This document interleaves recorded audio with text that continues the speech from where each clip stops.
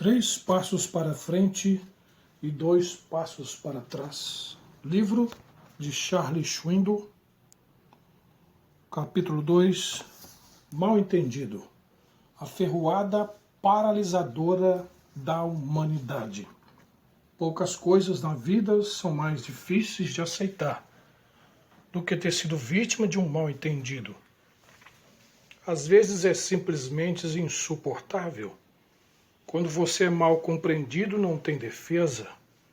E já notou que quando é vítima de um mal entendido, quanto mais se esforça para esclarecer a situação, maior se torna o equívoco.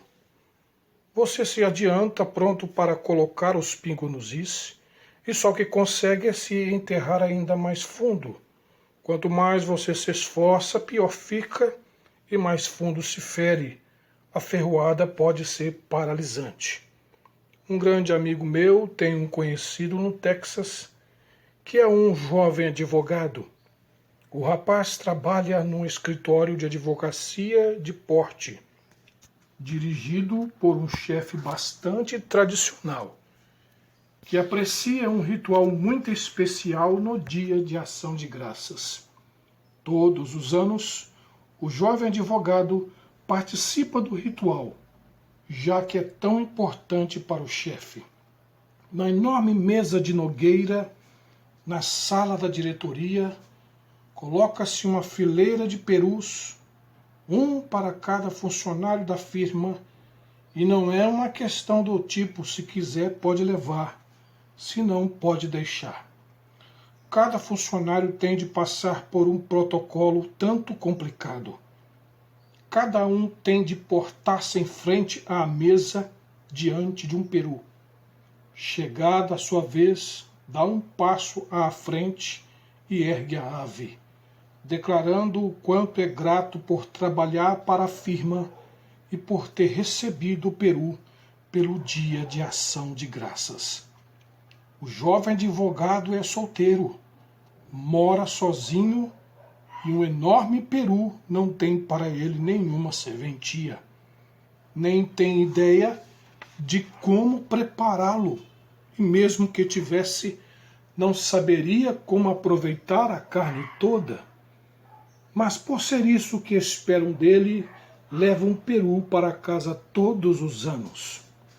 Num desses anos, alguns de seus amigos mais chegados do escritório trocaram-lhe o peru por uma imitação feita em papier-mâché. Encheram-no de chumbo para torná-lo mais autêntico e colocaram ainda o pescoço e o rabo de um peru para dar-lhe o mesmo aspecto de um verdadeiro. A ave, porém, era indiscutivelmente falsa. Na quarta-feira, véspera de Ação de Graças, todos se reuniram na sala da diretoria. Quando chegou a sua vez, o rapaz deu um passo adiante, ergueu a pesada ave e afirmou sua gratidão pelo emprego e pelo peru. No fim daquela tarde, tomou o ônibus para casa. Com a enorme ave no colo, imaginava o que poderia fazer com ela. Afinal, no ponto de ônibus seguinte, subiu um homem de aspecto muito abatido e desalentado. E o único assento vago era o lado do nosso amigo advogado. O homem sentou-se e começaram a conversar sobre o feriado. O advogado soube que o outro passara o dia inteiro à procura de um trabalho, sem sucesso, que tinha família grande e pensava no que fazer sobre o Dia de Ação de Graças na manhã seguinte. Ocorreu ao advogado uma ideia brilhante. Hoje é meu dia de fazer uma boa ação, pensou. Vou dar-lhe o peru. Depois lembrou-se de um detalhe. Este homem não é um picareta, não é um vagabundo. Eu provavelmente iria ferir-lhe os brios se lhe desse o peru. Vou vendê-lo a ele. Quanto dinheiro o senhor tem? Perguntou ao homem. Ah, $2,01, respondeu o outro. Gostaria de vender-lhe este peru, disse o advogado, colocando-o sobre os joelhos do homem. Vendido, e o homem entregou-lhe os $2 e as moedas que tinha. Estavam comovidos até as lágrimas, vibrando porque sua família teria um peru para o dia de ação de graças. Desceu do ônibus e acenou despedindo-se do advogado. Deus o abençoe. Tenha um maravilhoso dia de ação de graças, nunca o esquecerei. O ônibus se afastou da calçada e os dois ainda sorriam. Você pode imaginar este homem chegando em casa e anunciando da porta para frente: Meninos, vocês não sabem que homem bom eu conheci hoje. Venham ver o que eu trouxe. Então ele certamente colocaria o peru na mesa da cozinha e começaria a desembrulhá-lo apenas para descobrir a falsificação com papel e pesos de chumbo, só com a cauda e o pescoço verdadeiros. O que o homem provavelmente disse, Simon Schultz não publicaria. Na segunda-feira seguinte, o advogado foi trabalhar. Os amigos estavam loucos para saber o que acontecera com o peru. Você não pode imaginar o constrangimento deles quando souberam da história. Soube por meu amigo que durante uma semana eles tomaram aquele mesmo ônibus procurando em vão por um homem que imaginam até hoje alimentar o mal-entendido sobre um sujeito que inocentemente lhe vendeu um peru de mentira por $2 e uns trocados. Isto é o mal-entendido. Analisando o mal-entendido. Não creio que o leitor algum deste livro precise ter esse sentimento horrível aumentando ainda mais. De um modo ou de outro, todos já tivemos algumas experiências do gênero. Se nos detivermos para analisá-lo, notaremos que há duas etapas em um mal-entendido. Primeiro, um ato, palavra inocente, ou uma implicação dos mesmos, causa um mal-entendido. O que o torna tão doloroso é que você inocentemente diz, faz ou sugere alguma coisa que é interpretada erradamente. Segundo, como resultado, cria-se uma ofensa. Minha mulher e eu fomos mal interpretados por um comerciante em nossa cidade. Não faz muito tempo. Fomos comprar uma nova máquina de lavar pratos. Achamos uma que pareceu nos agradar e dissemos que gostariam de pensar no assunto. O homem concordou em ficar com o cheque enquanto pensávamos a respeito e decidíamos. Certo, disse ele, nenhuma obrigação, nenhum problema. Acontece que mudamos de ideia, o que é uma prerrogativa do cliente, pensávamos nós. Assim voltei à loja e disse, mudamos de ideia e gostaríamos de reaver o cheque. Bem, o vendedor deixou transparecer um lado de sua personalidade que não fez qualquer esforço para esconder. Não sabia perder. Xingou e rasgou o cheque em 1000 pedaços, que espalhou pelo chão. Lembrando-se de que eu era um pastor, começou a passar-me uma decompostura, perguntando quem era eu para dizer-lhe como gerir seus negócios. Fui mal interpretado. Por mais que tivemos tentado e por mais algo que gritasse, alto que gritasse, não fiz apesar de ser pensado nisso, continuaria sendo mal interpretado. E isso acontece a toda hora. Mesmo a um cristão, você experimenta em seu pequeno mundo um certo grau do que podemos chamar perseguição, que pode vir de um ato ou palavra inocente ou de uma implicação. Não foi proposital, mas foi entendido negativamente e criou-se uma ofensa. Não estamos sós. Se há algum consolo para você, Isso sempre foi um procedimento padrão para o povo de Deus. É parte do processo de crescimento. Não há como crescer plena e completamente sem se ter sido vítima de mal-entendido em vez em quando. Ilustrando o mal-entendido.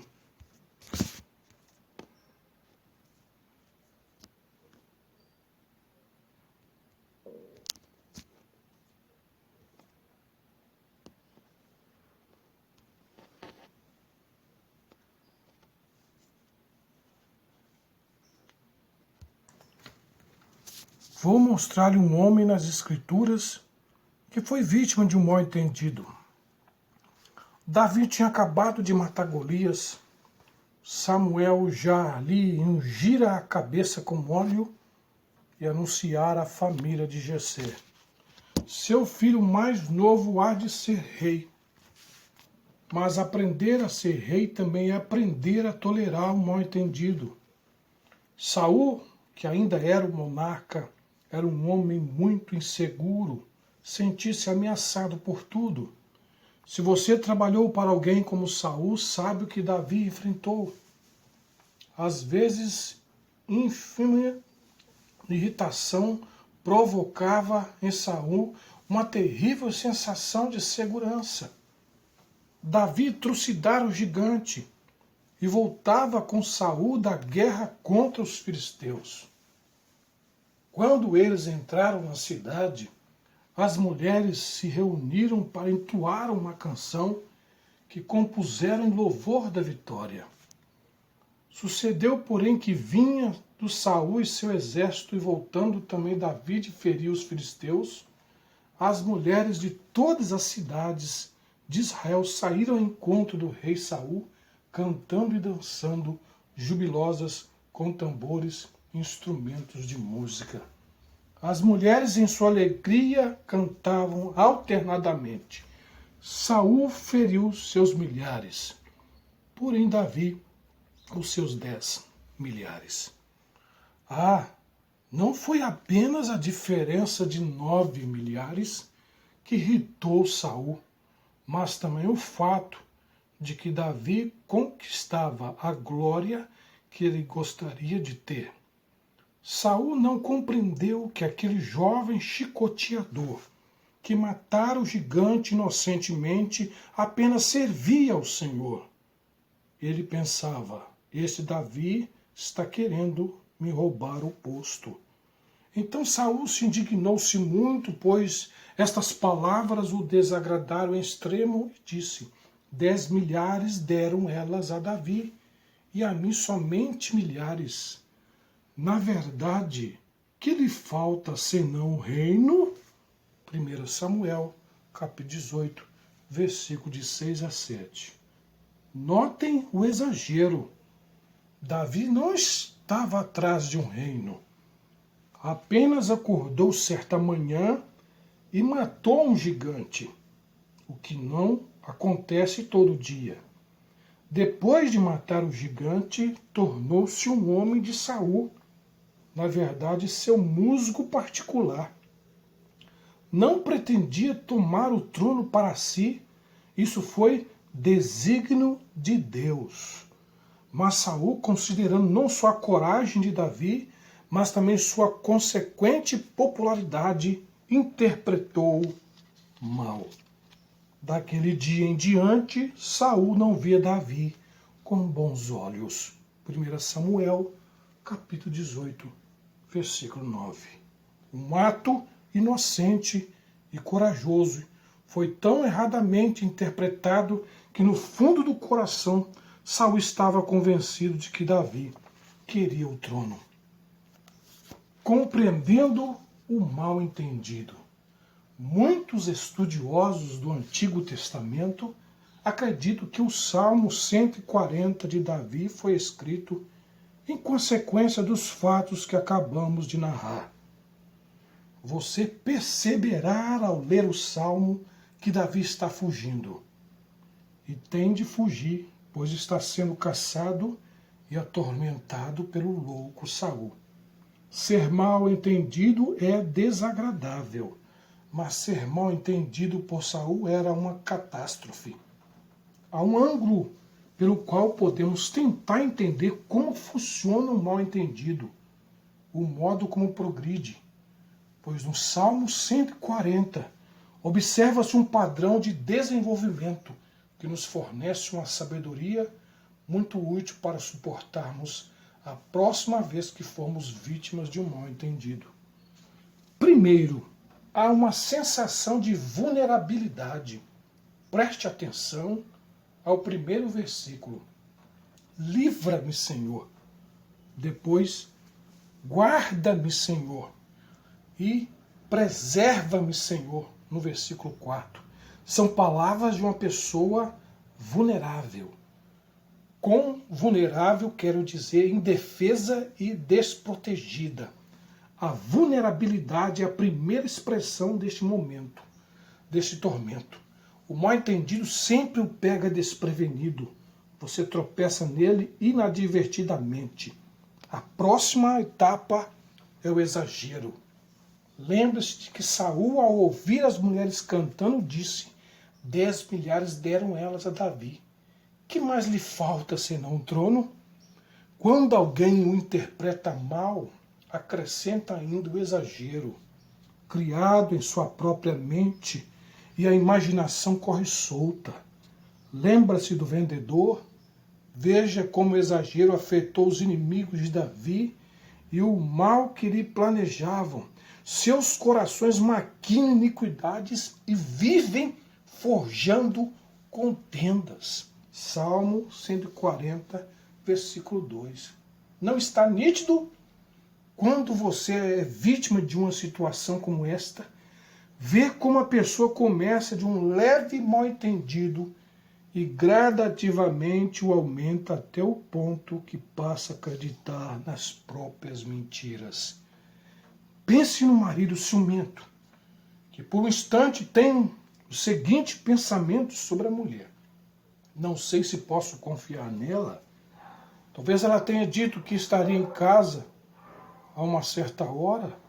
Quando ela chega 1h30 mais tarde, o marido disse: onde você esteve? Ela lhe conta o que a fez deter-se por mais tempo e fala a verdade. O marido não sabe se acredita, está desconfiado. Isso lhe instiga a imaginação e ele continua a interrogá-la com perguntas cada vez mais incoerentes e desnecessárias. Acredito ou não, conheço um caso em que a situação foi exagerada exatamente assim.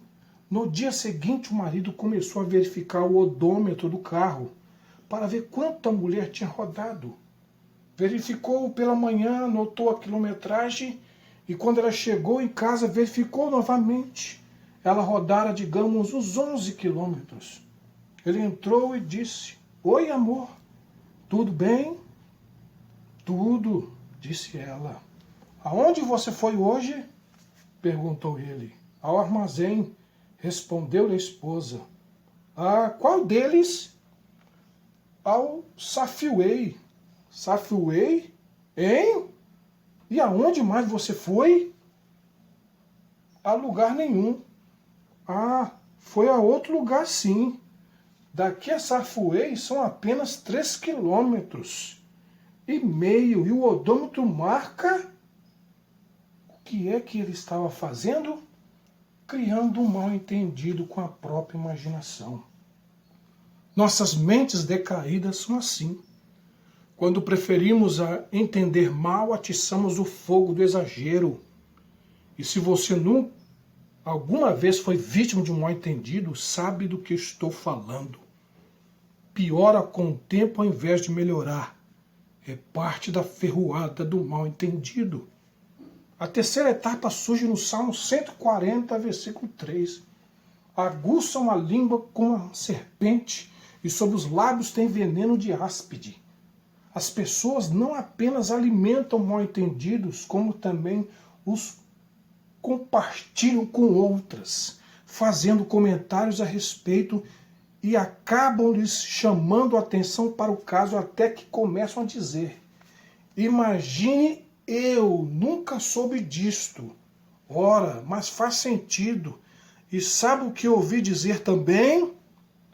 E para tornar o caso mais doloroso, saboroso, acrescenta um detalhe aqui e aumenta um pouco adiante, fazendo a história soar melhor.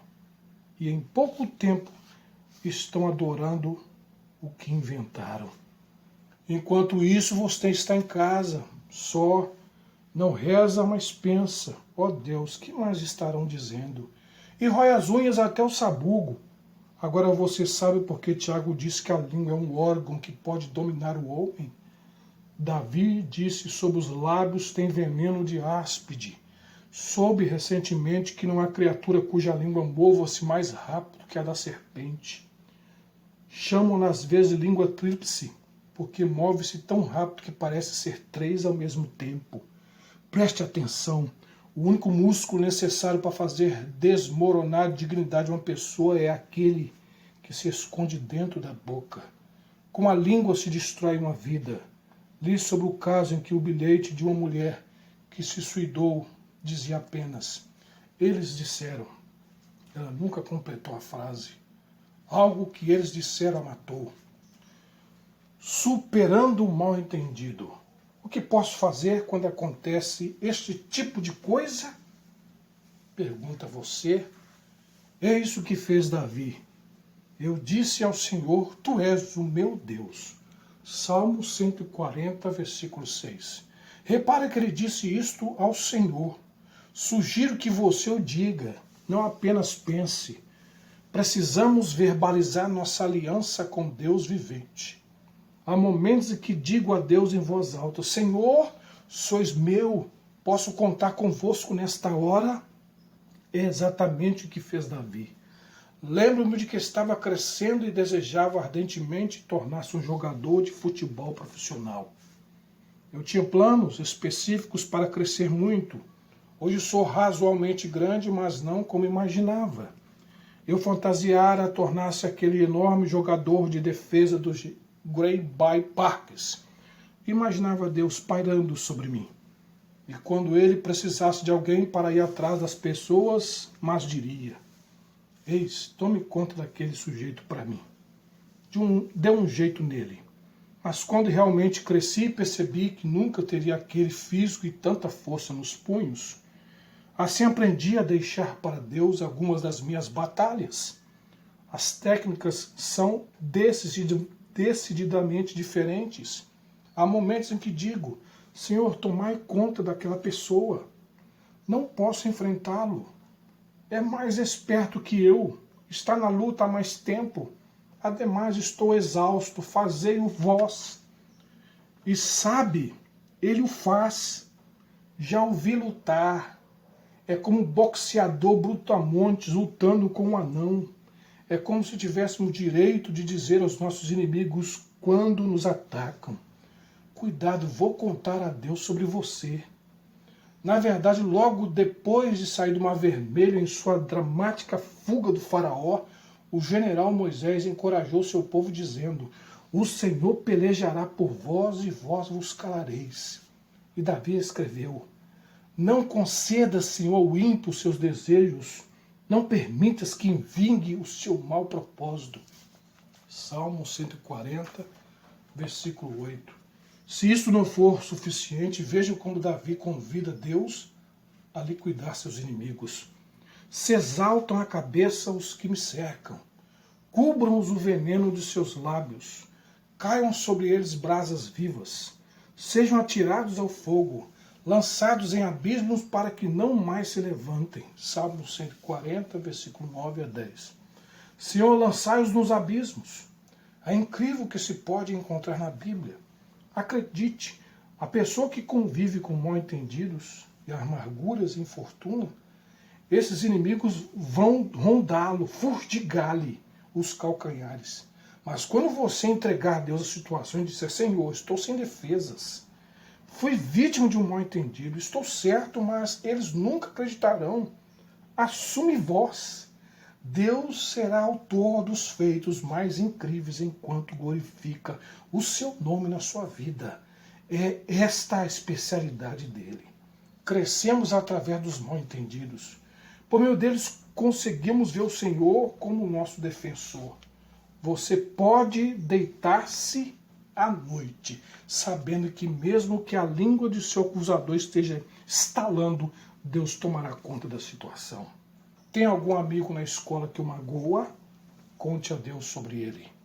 Há alguém no trabalho com quem você não consegue lidar? Não importa o que faça, ora e fará isto. E para isto que você tem um Salvador, um libertador. Você nasceu na família de Deus, portanto, não se contente em viver como um órfão.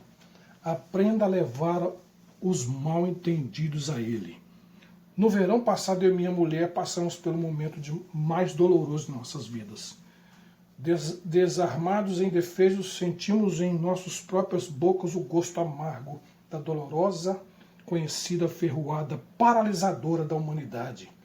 O que fizemos estava certo, mas fomos mal interpretados e por isso caluniados. 3 passos para frente